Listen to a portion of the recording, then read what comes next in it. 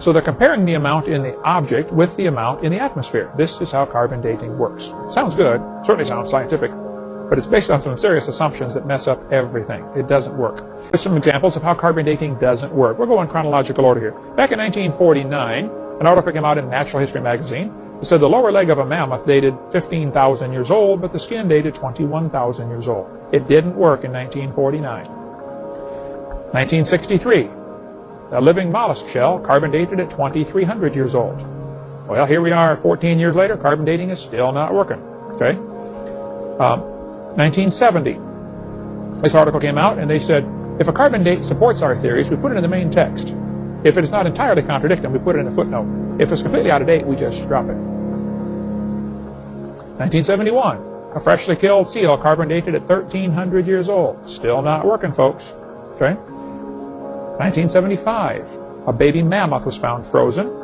Part of it dated 40,000 years old, another part was 26,000 years old, and the wood next to it is 9,000 years old. Still not working in 1975. 1981, they tried it again.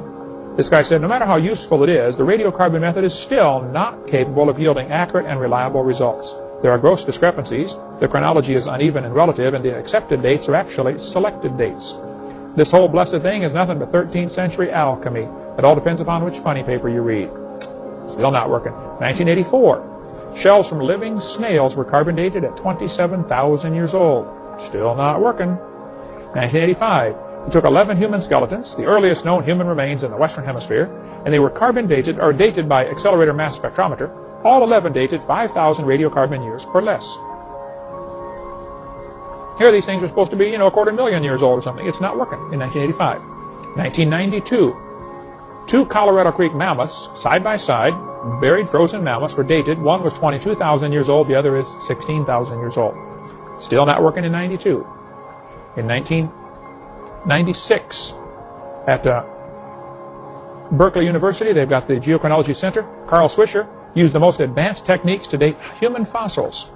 This article said last spring he was reevaluating Homo erectus skulls found in Java by testing the sediment found with them.